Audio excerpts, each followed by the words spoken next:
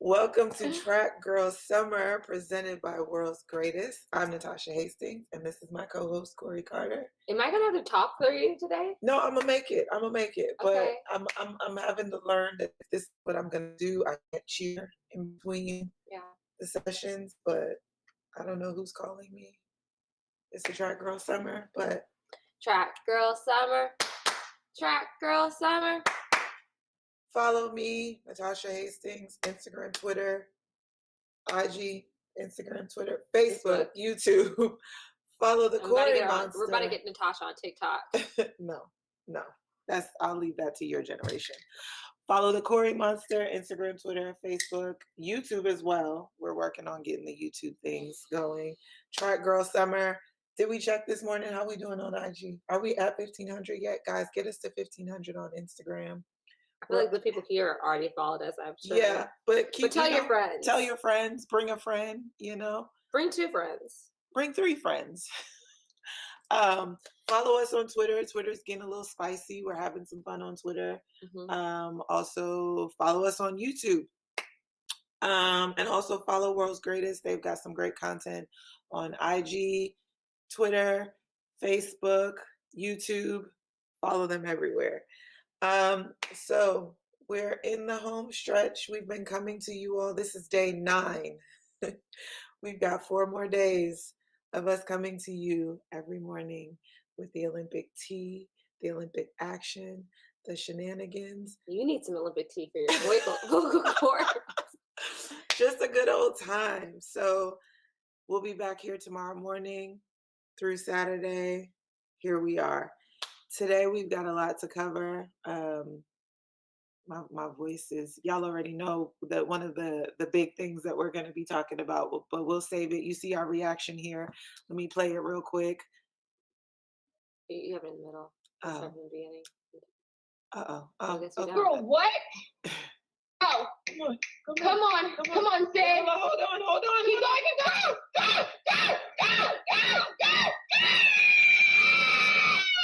You make me want, please. Are you kidding me? The video's not paused, guys. It's still going. Girl, what? We were in shock. Oh. Yeah, we're gonna talk about that. We had a little pajama jam pizza party last night, watching history last night with World Athletics. We'll also be joining them again Friday morning and Saturday morning for the men's and women's 4x1 and 4x4 final. So check out World Athletics, too many World's Greatest, World Athletics, all the things. But anyway, we're going to get into last night's action, a little bit of this morning's action. Of course, we have 2 amazing guests today. Just continuing the Living Legends series here. We'll be joined by Jeremy Warner and reigning world record holder Aries Merritt. And we're going to get into the Hustle Clean podium prediction with both of our guests. We'll be predicting the men's 400 and 110 hurdles. This is with perfect. Aries Merritt and Jeremy Warner. Like, how did we line this up? So every day gets better and better. So make sure you're here again tomorrow and thereafter. Again, lastly, before we get into things, remember to click the tweets that we throw up on the screen. And let's just get into it. Let's have a good time. Check. So I said this is the closest I'm going to get to rings or gold this year. It's just in the hair and in the shoes, guy. I don't know if you can see that, like the position of it. Right. Like, but the shoes and the cute romper. I love a good romp. I see you. You love a good romp. Like these shoes are everything. They are cute. I like pink. Yeah. But oh Lord, okay. I'm doing a little Under Armour dress sweater. What is this? A sweatshirt dress situation? You got it on. Yeah. With some Currys. I don't know what these sneakers are called. I never know what the names of any things are, but they came out for Black History Month. So, what Corey always says, send a Black woman some money. Let's just get straight. So wait, we gotta sip first. Oh yes, let's get it Ollie Pop Up popping. Today matching our set today with cherry vanilla. We haven't really talked about what Olipop is. Olipop is a bubbly, sparkling tonic, but it supports digestive health. with- Prebiotics, botanicals, plant fiber. In other words, your girl's been 5 grams of sugar per can. very regular. You've been giving me 5 grams of sugar every morning. That's You the wonder, problem. and you wonder why. You wonder why. It's all right.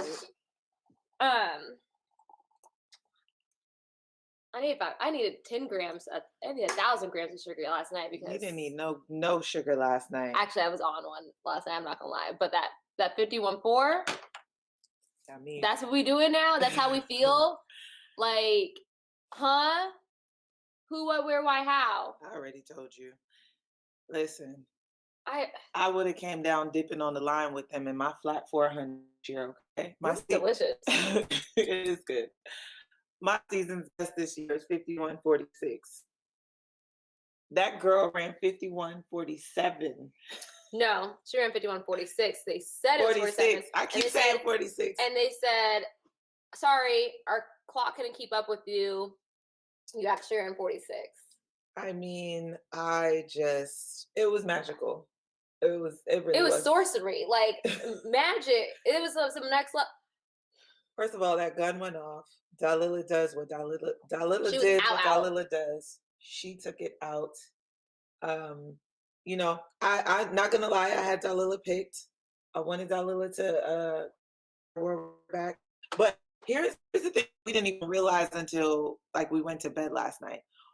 Top 3 all went under Dalila's previous world record. Like this race was disgusting. was literally historical. Like it was nasty. 52.08 for third for Femke Bowl and 51.58.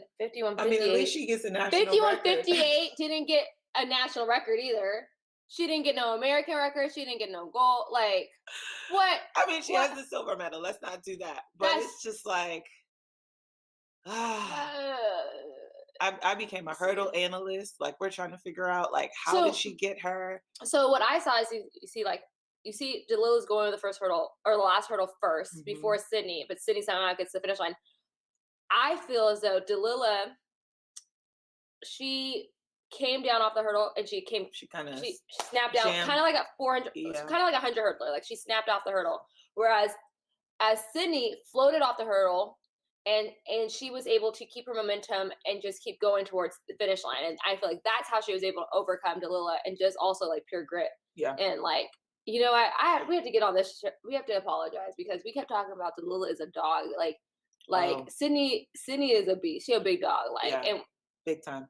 And she's proving it to us. Like, gosh darn, because do you know how hard it is to run down Dalila Muhammad? And another thing. And she kept her composure because let's go back. She didn't break down. She didn't break down, but we talked about how Dalila went out. Crazy. And to see Dalila go out like that and pull away from her down the backstretch and still maintain her race plan, trust her training, keep her composure.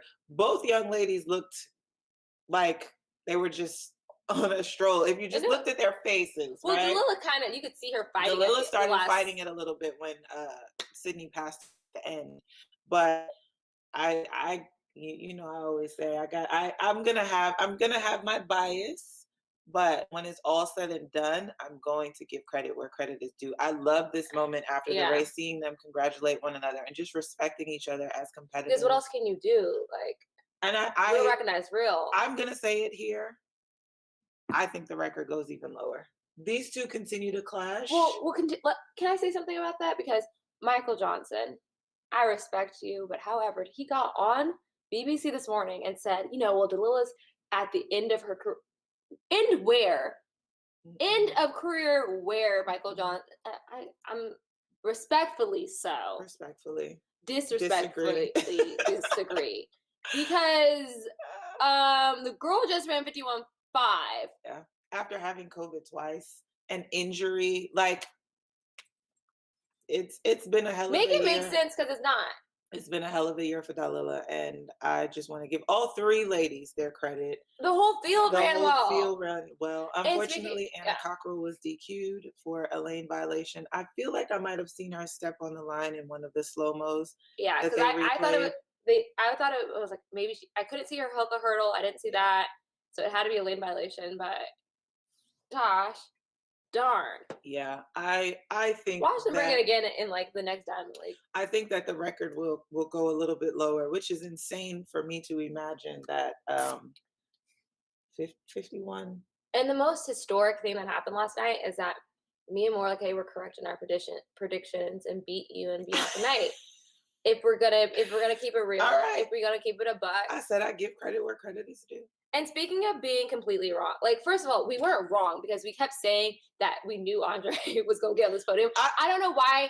I need a moment of silence. Yeah, let's give a disclaimer. Because when we did the predictions for the 100, I said DeGrasse finds his way on the podium.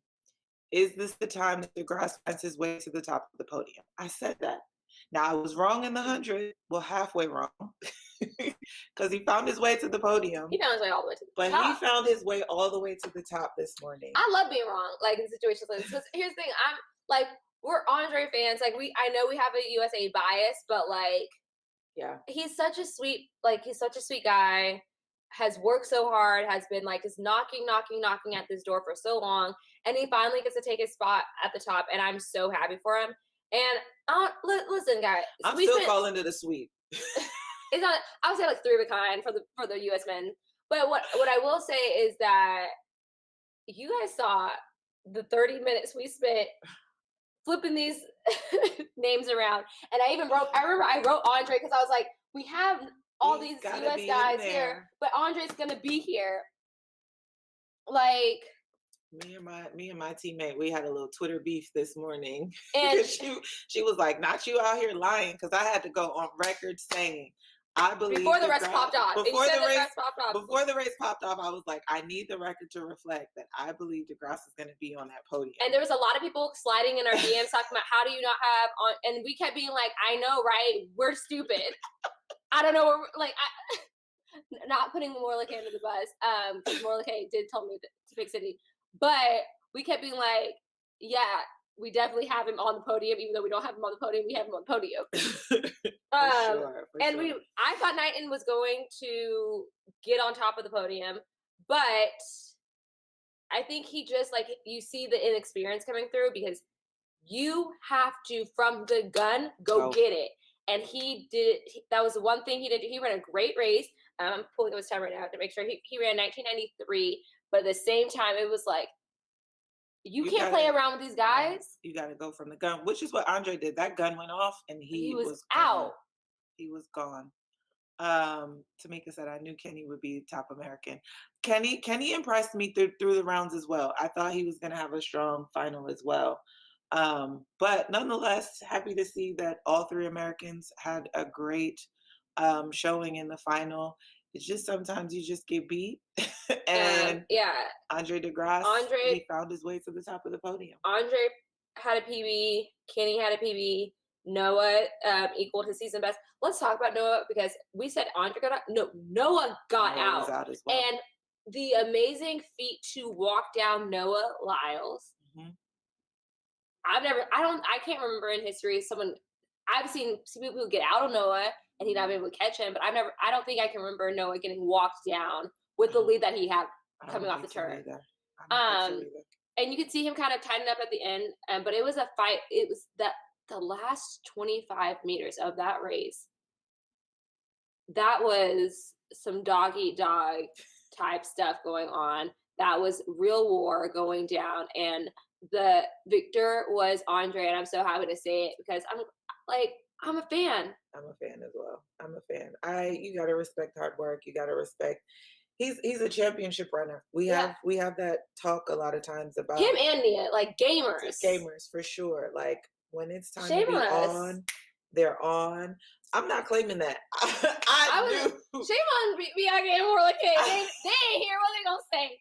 Actually, Bianca is going to come back in a couple of days. Bianca will be back with us tomorrow for the relay predictions. As you all saw in the conversation yesterday, who better to have on as one of our guests to do the relay thing. I guess we'll also go ahead and plug Tyson Gay will be here as well for it's a relay party tomorrow. So Let's. um We have so much to talk about.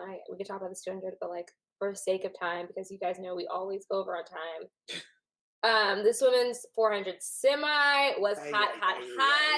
That first heat, they said 4 of us are going sub 4 50. women sub 50. And luckily, I mean, what in the Mondo track? Like, is it the track? Is it look here? I don't know what Wanda's out here doing, okay? But Wanda's out here getting it done. Not Wanda. I said Mondo, but okay, Wanda. Who is Wanda, and what is Wanda? What is Wanda up doing to the? I mean, I've never seen it. Quinera Hazeman 49.81 on her heat and got A 4. little Q, a small Q. She got a little Q, but she's in. Allison Felix, you guys. I just also wanted to do another disclaimer. When it comes to Allison, I'm completely biased. You can't tell me nothing about her. I do not accept anything less than Allison Felix praise. Anything less than that, I consider complete disrespect, and I will fight you over this woman. She's the reason for a huge part of my success, and you can say what you want about Allison, but just don't say it to me unless you want to get hit. Okay. She ran 49.89 season best, back into the 49s for Allison, coming into form at the right time. Unfortunately, my Gamecock sister did not enter the final. That first heat was just so fast. She ran 50.0 something. Can you imagine 50.0 doesn't make it into the final? It's real out here in these streets, y'all. Real out in these streets. Shawnee looks good though. She looks back and forth for the 200. I feel like she kind of like. She looks good, but I'm not too. I don't know if she's in winning form. Yeah. And I feel like the 200. I don't know what happened because you saw her time in the 200, right? Well, I believe the 200 was more of a. She came off the turn. I'm not going to go after it. I have the 400. I have the 400. Let me conserve my energy. I don't know that the 200 was a display of where she is fitness-wise. I believe we will see something special from her. I just don't know if we'll see it at the top of the podium with what we're seeing. We have Paulina from, I believe it's Panama, that ran 49. That Dominican girl. The Dominican girl came through with another 49. Stephanie M. McPherson with a big PB of 49.3. I mean, this final is going to be hot. We know that we run the semis like a final because we're running for lane position. We're running to make sure we're in the final. It's only top two. It's only top 2, and then the next 2 fastest. This is going to be a tough one. You had to run sub 50 to qualify. Sub 50. Sub 50 to be in the final. If you started your time with 5, you are making it. When I can't recall. Not in my day. Weird. And let's remember, the Namibians aren't even in this. There. The Namibians, as well as Sawa Nasir isn't there either. So because remember what was that fact? It was like the top 7 times since 2019 wouldn't be, but actually that's gotten rectified because Shawnee decided to do the double. So top 6 people from 2019 will not be competing at the Olympics in the 400 because Sharika ran the 2 and then won the so and this is what we get. What is all right? Let me tell y'all something. I ain't never scared, but I'm enjoying this couch and watching because 50 on 4. That is some fire out there, okay? That is some fire. Let's okay. So women's 1500. My girl Cora McGee. Shout out to the Gators. She tripped in the semi, but she was reinstated to the final after appeal. So she'll be joined by fellow American Eleanor St. Pierre. But Heather McLean failed to advance. We'll be reporting on that final later this week. Steeplechase final. You want to take that one? No, you got it. You know I don't like pronouncing these names correctly. So you gonna put it For on me, me? yeah. Okay. Yeah. Uganda takes the win in a national record of 9:01:45. That's Peruth Chemutai. Yeah, I'll give it to that. But big for US was Courtney Frericks. God, Ran a why'd you season do this best. to me? She ran a season's best. She ran a gutsy race. She went out fairly well, but when it was time to strike, she went out a little bit sooner than expected, but was able to hold on Yeah. and come back with a big silver for Team USA. Emma Coburn fell in the water and came back in 14th, but unfortunately was DQ'd. Did we find out why she was DQ'd? Apparently, what I have been able to find is a lane infringement. So if I find out more information, I will get back to you. But that was all I could find. And also, we were trying to watch the race, get information on the race, prep for this show, and get ready. So All at the same time. yes, but it was a great race. The hammer final. Nowicki from I know I'm saying that wrong. From Poland, he won with a personal best of 82.52. So the Polish took the men and the women's hammer, and they got a bronze in the men's hammer as well with Paweł Fejcik. And Nora came in second. Nowicki, I'm so sorry, guys. He had 5 throws over 80 meters, and honestly, that 6th throw was over 80 meters. He just walked out of the ring. And so I don't think I've ever seen someone throw over 80 meters all. And I think the 2 or 3 of them were in the 82s. So wow, just great throwing. Poland definitely has a hold on the hammer throw. Before you move on, Aisha says that it was a lane infringement into the water, rule 17.3.2. Thank you. Aisha is She be on it. Aisha She be on is it. the third track girl. And then in the men's, Hold on, I'm sorry. Alba, that sound they play at the start of the race is amazing to relax the athlete's heart space and tap in it's not relaxing at all. No. That's that. Oh, it's about to go down. It's about to go down. Your heart starts beating even faster. Yeah, because you're like, it's time. This is it. It is time. Finish it. Also, my mom waved. She's probably trying to get another Venmo from me. Hi, Mom. So that was the final. It was pure, like, sometimes you have an honest race where they take it out and it's going to be a hot, fast race. This is more about, like, they came through in 53 for the first lap, which is very slow for the 800. And then it just came down to, like, all right, who's going to thug it out? And it was a race to the finish.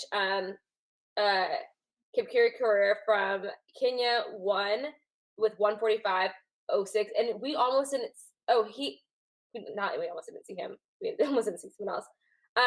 He was one who we talked about. He had the false start in the 400, and I think that might have been a blessing in disguise because he was able to focus all his energy to the 800. Because not all of us can be Hassan and just run everything all the time and dominate. Yes, all 3 events. And Kenya also got a silver medal.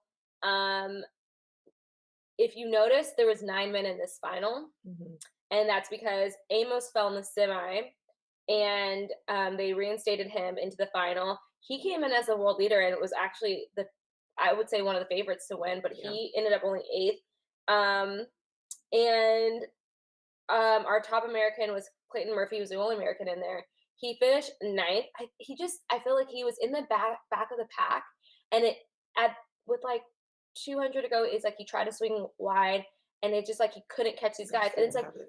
Which I think Clayton is a run from the back. That is his usual race strategy. But the issue is if they go out at 53, you're not going to catch anyone because no one's tying up like that. So, it was more about who had more in the tank at that time, and they really didn't push it with the final lap. So it's going to be very hard to run guys at this caliber down. Right. So a lot of stuff happening. Do you want to get into? I don't know why I want to be like Cameroon, Belarus. So there's some, Christina. talking about controversy around protesting and athletes using their voice. Apparently, it's not only happening for Team USA.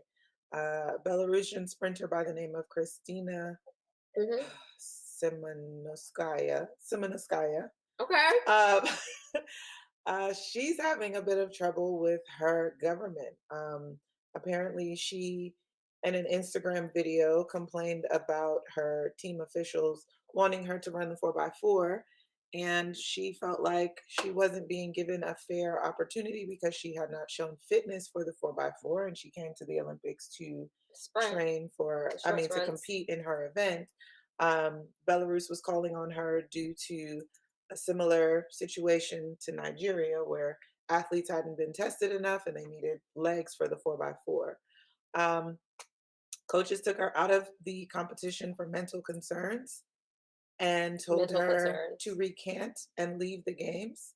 They said to put her pride to the side, and this is how suicides happen. Apparently, Christina was able to get some of this footage on video.